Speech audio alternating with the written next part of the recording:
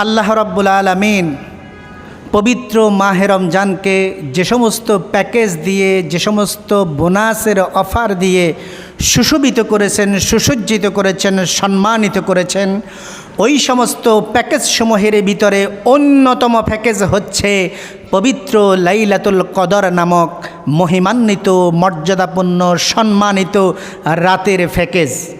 লাইলাতুল কদরের এই রাতটি সম্মানের অতি উচ্চ শিখরে অবস্থান করছে বিভিন্ন কারণে। এর এক নাম্বার কারণ হচ্ছে এই পবিত্র লাইলাতুল কদরের রাতে আল্লাহ নাজিল করেছেন মানব জাতির হেদায়েতের মূল মন্ত্র, মুক্তির সনদ, মহাগ্রন্থ আল কোরআন। আল্লাহ রাব্বুল আলামিন এই লাইলাতুল কদরের রাতে নাজিল করেছেন। এই লাইলাতুল কদরের রাত সম্মানিত হওয়ার পিছনে আরও যে সমস্ত কারণ নিহিত রয়েছে, তার মধ্যে আরেকটি কারণ হচ্ছে এই লাইলাতুল কদর, এই রাতে আল্লাহ রাব্বুল আলামিন ফেরেশতাদেরকে পয়দা করেছেন। লাইলাতুল কদর সম্মানিত হওয়ার পিছনে আরও একটি কারণ নিহিত, সেটা হচ্ছে এই রাতে আল্লাহ জান্নাতের ভিতরে বৃক্ষরোপণ করেছেন। এই রাতে আল্লাহ রাব্বুল আলামিন আমাদের প্রিয় নবী, বিশ্বনবী, দোজাহানের বাদশাহ, নবী আরবি জনাবে মুহাম্মদ রাসূলুল্লাহ সাল্লাল্লাহু আলাইহি ওয়াসাল্লামকে নবুয়ত, খেলাফত দান করেছেন এই রাতে। বিভিন্ন কারণে, এই সমস্ত কারণে আল্লাহ রাব্বুল আলামিন এই লাইলাতুল কদর নামক রাত্রটাকে সম্মানিত করেছেন, মর্যাদাবান করেছেন। যত কারণ উল্লেখ করেছি লাইলাতুল কদরের রাতের সম্মানিত হওয়ার ব্যাপারে, তার ভিতরে উল্লেখযোগ্য কারণ হচ্ছে, এক নম্বর কারণ হচ্ছে এই লাইলাতুল কদরের রাতে আল্লাহ নাজিল করেছেন মহাগ্রন্থ আল কোরআন। মূলত কোরআন নাজিল হওয়ার কারণেই এই লাইলাতুল কদরের এত মর্যাদা। এই রাতটিকে আল্লাহ এত সম্মানিত করেছেন, এত মর্যাদা দিয়েছেন। আল্লাহ রাব্বুল আলামিন এই রাতের সম্মানে, এই রাতের মর্যাদা বর্ণনা করতে গিয়ে কোরআনুল কারীমের 114টি সূরার ভিতরে একটি পূর্ণাঙ্গ পরিপূর্ণ সূরা কেবলমাত্র এই রাতের ফজিলত বর্ণনা করতে গিয়ে নাজিল করেছেন। সুবহানাল্লাহ। আল্লাহ রাব্বুল আলামিন বলেছেন, ইন্না আনজালনাহু ফি লাইলাতিল কদর, নিশ্চয়ই এই রাতে, এই কদরের রাতে আমি নাজিল করেছি মানব জাতির ঐশী গ্রন্থ, হেদায়েতের গাইড বুক, সত্য মিথ্যার পার্থক্যকারী একমাত্র কিতাব, সমগ্র পৃথিবীর সর্বশ্রেষ্ঠ সংবিধান, মহাগ্রন্থ আল কোরআন এই কদরের রাতে নাজিল করেছি। আল্লাহ রাব্বুল আলামিন এই রাতের মর্যাদা সম্পর্কে প্রশ্ন করেন, ওয়ামা আদরাকা মা লাইলাতুল কদর। ও আমার বান্দারা, ও আমার বান্দিরা, তোমরা কি জানো এই রাতের ফজিলত কত বেশি, এই রাতের মর্যাদা, এই রাতের সম্মান আর বরকত কত বেশি? আল্লাহ যদি না বলে আমরা জানবো কোত্থেকে? আমরা কি জানি? আল্লাহ জানানোর পরেই তো আমরা জানি। তাহলে আল্লাহ আমাদেরকে কেন প্রশ্ন করেন? আল্লাহ রাব্বুল আলামিন এই রাতের মর্যাদা, এই রাতের মহত্ব, এই রাতের শ্রেষ্ঠত্ব, গুরুত্ব বোঝাতে গিয়ে আমাদেরকে প্রশ্ন করেন। যেমন মাঝে মধ্যে আমরা আমাদের ঘরের ভিতরে ছোট বাচ্চা সন্তান কোনো দামি জিনিস যদি হাতে নেয়, আমরা তার থেকে নিয়ে ফেলার চেষ্টা করি আর বলি, বাবা তুমি যেই জিনিসটা হাতে নিয়েছো তুমি কি জানো এটার দাম কত? তুমি কি জানো এটার ভ্যালু কত? খবরদার, খবরদার, জিনিসটা আমাকে দিয়ে দাও। ওই ছোট বাচ্চা যদি এটার দাম, এটার গুরুত্ব, ভ্যালু বুঝতো, তাহলে সেটাকে হাতে নিত? সে তো বুঝে না। এরপরেও কেন আমরা তারে প্রশ্ন করি, এটার দাম কত তুমি কি জানো? প্রশ্ন করি এজন্য ওই জিনিসটার গুরুত্ব এবং দাম, ভ্যালু বোঝানোর জন্য তাকে আমরা প্রশ্ন করি, কিন্তু সে উত্তর জানে না। এরপরেও আমরা প্রশ্ন করি। আল্লাহ রাব্বুল আলামিনও এইভাবেই আমাদেরকে প্রশ্ন করছেন, ও আমার বান্দা বান্দিরা, তোমরা কি জানো এই লাইলাতুল কদরটা কি? আমরা তো জানি না। আল্লাহ রাব্বুল আলামিন প্রশ্ন করে নিজেই আবার উত্তরে দিচ্ছেন। আল্লাহ রাব্বুল আলামিন বলেন, লাইলাতুল কদরি খায়রুম মিন আলফি শাহর। লাইলাতুল কদরের রাত এটা এমন একটা সম্মানিত মর্যাদাবান রাত, যেই রাত হাজার মাসের চাইতেও বেশি ফজিলতপূর্ণ, বেশি তাৎপর্যপূর্ণ। কেউ যদি এই লাইলাতুল কদরের এক রাতে আমল করে, ইবাদত করে, তাহলে হাজার মাসের চাইতেও বেশি আমল তার আমল নামায় আল্লাহ দিয়ে দিবেন। সুবহানাল্লাহ। এখানে হাজার মাস বলতে তৎকালীন আরবের লোকেরা সবচাইতে সর্বাধিক সংখ্যা বোঝানোর জন্য হাজার সংখ্যা ব্যবহার করত। আমাদের দেশে এক সময় আমরা সর্বোচ্চ সবচাইতে ধনী লোক হিসাবে কাউকে উপস্থাপন করতে গিয়ে, পরিচয় দিতে গিয়ে আমরা বলতাম লোকটা লাখপতি। কিন্তু এখন লাখ টাকার দাম নাই। এখন আমরা কাউকে ধনী হিসাবে উপস্থাপন করতে হলে, পরিচয় দিতে চাইলে আমরা বলি লোকটা কোটিপতি। আরবি ভাষা আল্লাহ আরবদের প্রতি কোরআন নাজিল করেছে বিশ্ব মানব জাতির জন্য। এজন্য আরবদের তথাকথিত সেই রেওয়াজ রসুম সংস্কৃতি অনুযায়ী আল্লাহ রাব্বুল আলামিন বলেছেন এটা এমন একটা রাত যেই রাতে আমল করলে হাজার রাতের চাইতেও বেশি সওয়াব পাওয়া যায়।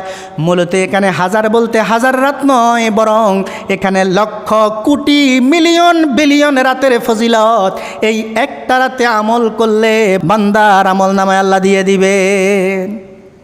সুবহানাল্লাহ। মুফাসসিরিনে কেরাম বলেছেন হাজার মাস বলতে 83 বছর 4 মাসের সমান।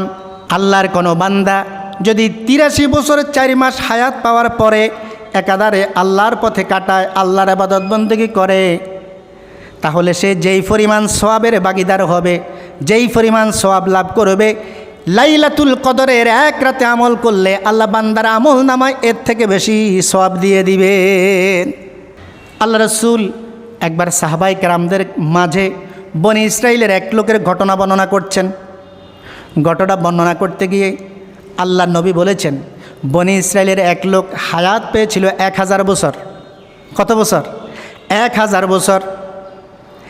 1000 বছর হায়াত পেয়ে দিনের বেলায় রোজা রাখত আর আল্লাহর রাস্তায় জিহাদ করত, আর রাতের বেলায় বৈরাগী সেজে জায়নামাজে আল্লাহর ইবাদত বন্দেগীতে তাহাজ্জুদের নামাজ, তসবিহ, তাহলিল, জিকির, আজকার, কোরআন তেলাওয়াতের মাধ্যমে কাটিয়ে দিত।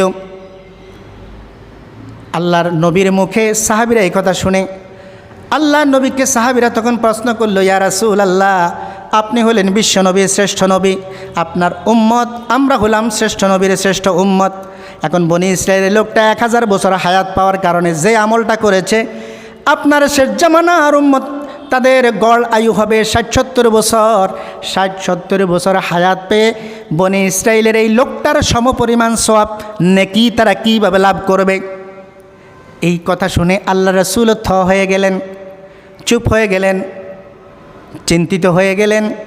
ইন দি মিন টাইম আল্লাহ রাব্বুল আলামিন জিবরাইল আলাইহিস সালামকে পাঠিয়ে দিলেন, ও জিবরাইল, যাও যাও আমার বন্ধু এবং আমার বন্ধুর সাথীদেরকে খবরে দাও, সুসংবাদ দাও, আমি তাদের জন্য এমন একটা রাতের ব্যবস্থা করেছি, এমন একটা রাত আমি উপঢৌকন হিসেবে দিয়েছি, যেই রাতে এক রাতে যদি তার উম্মতেরা, আমার বান্দাবান্দিরা আমল করে, নেক আমল করে, ইবাদত বন্দেগী করে, তাসবিহ তাহলিল করে, জিকির আজকার করে, কোরআন তেলাওয়াত করে, তাহলে এই এক রাতে আমল করলে বনি ইসরাইলের 1000 বছর পাওয়া ব্যক্তি 1000 বছর পেয়ে যেই আমল এর ভাগীদার হয়েছে, যে আমল অর্জন করেছে, আপনার উম্মত, আমার বান্দাবান্দিরা এক রাতে লাইলাতুল কদরের একটি রাতে আমল করলে এর থেকে বেশি সওয়াবের ভাগীদার হবে। সুবহানাল্লাহ। আল্লাহর নবী এই রাতের ফজিলত বর্ণনা করতে গিয়ে বলেছেন, মান কামা লাইলাতাল কদরি ঈমানান ওয়া ইহতিসাবান গুফিরা লাহু মা তাকদ্দামা মিন যামবিহি। আল্লাহর নবী বলেন, কেউ যদি লাইলাতুল কদরের রাতে ঈমান ও ইহতিসাবের সাথে দণ্ডায়মান হয়, নামাজ পড়ে, সালাত আদায় করে, আল্লাহ রাব্বুল আলামিন তার পিছলা জীবনের সমস্ত গুনাহগুলো মাফ করে দিবেন। তাহলে বোঝা গেল লাইলাতুল কদরের রাতে আমল করলে, ইবাদত করলে সব গুনাহ মাফ। সব গুনাহ কি মাফ? ঘটনাটা এমন নয়, ঘটনা হচ্ছে, শর্ত আছে। আপনি লাইলাতুল কদরে সব গুনাহ মাফ করতে হলে 2টা শর্ত আছে। 1 নম্বর শর্ত হইল ঈমানাও, 2 নম্বর শর্ত হইল ইহতিসাবান। 1 নম্বর শর্ত হচ্ছে আপনাকে ইমানদার হতে হবে, আপনার ইমানটা পরিশুদ্ধ হতে হবে, বিশুদ্ধ হইতে হবে। আপনারা বলতে পারেন যে আমাদের ইমানের সমস্যা কি, আমরা তো কলমা পড়েছি, আমরা তো মুসলমান। প্রিয় বন্ধুগণ, শুধু কলমা পড়লেই মুসলমান হওয়া যায় না, ইমানদার হওয়া যায় না। আপনার জীবনের শুরু থেকে শেষ পর্যন্ত, আপনার ব্যক্তি জীবন থেকে রাষ্ট্রীয় জীবন পর্যন্ত, জীবনের প্রতিটি ক্ষেত্রে প্রতিটি বাঁকে আল্লাহর হুকুম নবীর তরিকায় যদি আপনি চলেন তাহলে আপনি ইমানদার। কিন্তু আপনি কিছু কিছু ক্ষেত্রে আল্লাহর হুকুম নবীর তরিকায় চলেন, আর কিছু কিছু কাজ কিছু কিছু ক্ষেত্রে আপনি শয়তানের তরিকায়, বিধর্মীদের তরিকায়, বিজাতীয়দের তরিকায়, মানবরচিত আইন এবং মতাদর্শ দিয়ে আপনি পরিচালিত করেন জীবনকে, তাহলে আপনি পরিপূর্ণ ইমানদার হতে পারেন নাই। এজন্য পরিপূর্ণ ইমানদার হতে হলে আপনাকে পরিপূর্ণভাবে আল্লাহর হুকুম নবীর তরিকায় চলতে হবে। লাইলাতুল কদরের ফজিলত সম্পর্কে আল্লাহ রাব্বুল আলামিন আরও বলেন, তানাজ্জালুল মালাইকাতু ওয়ার রূহু ফিহা বিইذনি রাব্বিহিম মিন কুল্লি আমরিন সালাম। এই লাইলাতুল কদরের রাতে আল্লাহ রাব্বুল আলামিন ফেরেশতাদেরকে নাজিল করেন। রুহুল কুদ্দুস জিবরাইল আলাইহিস সালাম এই রাতে নাজিল হয়। আল্লাহর অনুমতি ক্রমে বিভিন্ন কল্যাণমূলক সিদ্ধান্ত নিয়ে উম্মতে মুহাম্মাদের জন্য, আল্লাহর বান্দাবান্দীদের জন্য ফেরেশতারা জিবরাইল আলাইহিস সালাম নাজিল হয় লাইলাতুল কদরের রাতে। সুবহানাল্লাহ। সালামুন হিয়া হাত্তা মাতলাইল ফজর।